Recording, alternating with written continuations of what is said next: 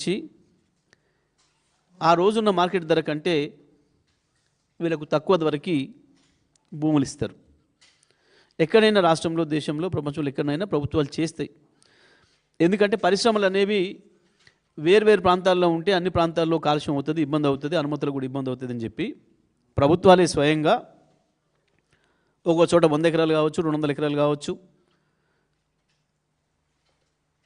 తీసుకొని దానికి కావాల్సిన అన్ని ఏర్పాట్లు, రోడ్లు, నీళ్లు, విద్యుత్తు, అన్ని సౌకర్యాలు కూడా ఏర్పాటు చేసి పరిశ్రమలు పెట్టదలుచుకున్న వాళ్ళు ముందుకు రండి అని చెప్పి వాళ్ళకి ఇంకా సబ్సిడీలు ఇచ్చి భూముల్ని ఆ పర్టికులర్ పర్పస్లో ఇచ్చి మీరు ఇక్కడ పరిశ్రమ పెడితే ఎంతమందికి ఉద్యోగాలు ఇస్తారు అనేది లెక్క తీసుకొని దాన్ని బట్టి ఆ స్థాయిలో సబ్సిడీ కూడా ఇచ్చి పెట్టి ప్రోత్సహిస్తారు. ఆ తర్వాత క్రమంలో పట్టణాలు విస్తరిస్తుంటాయి. దాంతో ఆ పరిశ్రమలు ఉన్న ప్రాంతాన్ని దాటి కూడా ఇంకా ఇళ్ళ నిర్మాణాలు వస్తాయి. అట్లా వచ్చినాయి ఇవాళ మనకు హైదరాబాద్ చుట్టూ ఉన్న అనేక పారిశ్రామిక వాడలు, జీడిమెట్ల కావచ్చు, నాచారం కావచ్చు, మల్లాపూర్ కావచ్చు, బండ్లగూడ కావచ్చు, ఇట్లా అనేక ప్రాంతాలలో కూడా ఈ భూములు ఉన్నాయి.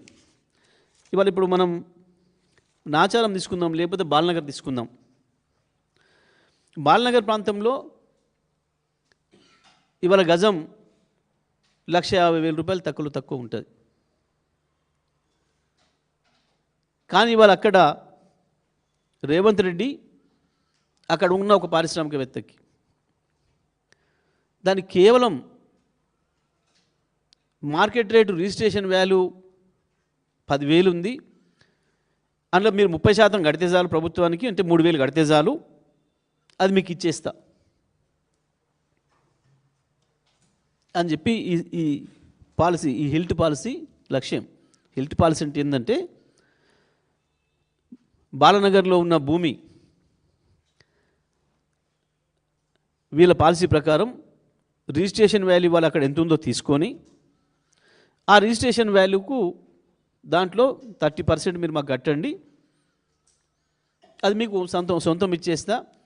ఇక ఆ తర్వాత మీరు అక్కడ మాల్స్ కట్టుకోండి, షాపింగ్ మాల్స్ కట్టుకోండి, లేదా అపార్ట్మెంట్స్ కట్టుకోండి, అమ్ముకోండి, మాకు దాని వెనకాల మిగతాది మాకు ఇవ్వండి.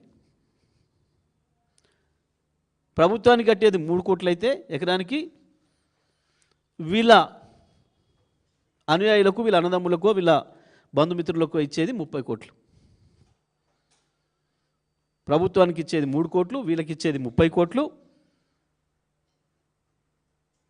వాస్తవానికి అక్కడ ప్రజలకు రావాల్సింది, ప్రభుత్వానికి రావాల్సింది ఎకరానికి దాదాపు 50, 70, 100 కోట్లు.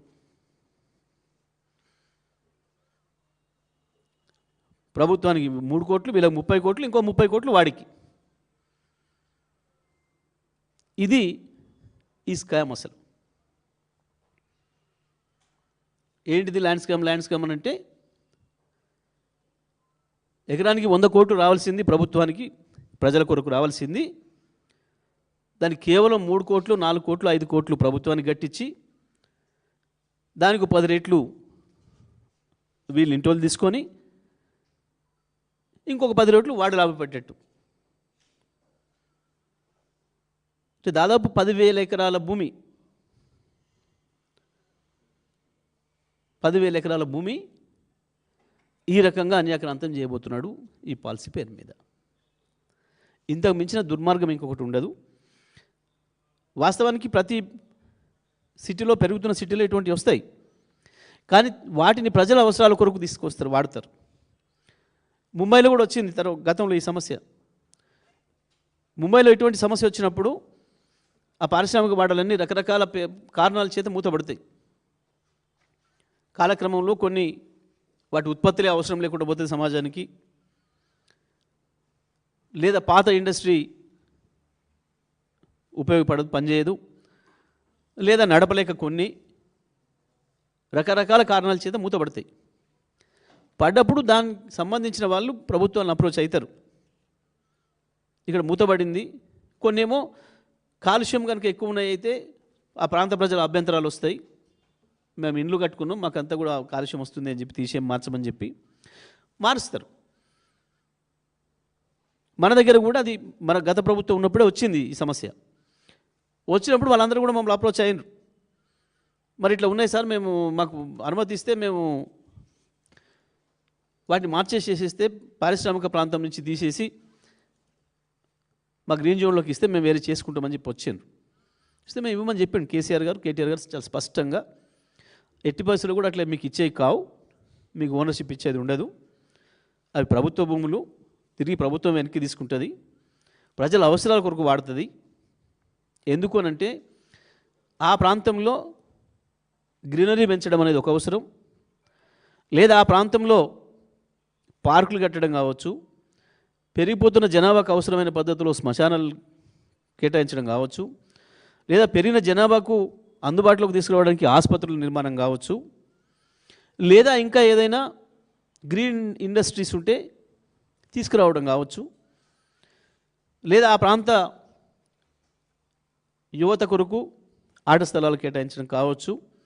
ఒక లంగ్స్ స్పేస్ లాగా, ఒక బ్రీతింగ్ స్పేస్ లాగా వాడాలి అనేది ఇవాళ ప్రపంచవ్యాప్తంగా నగరాల్లో వస్తున్న డిమాండ్. అది అవసరం కూడా, మనుషుల యొక్క అవసరం.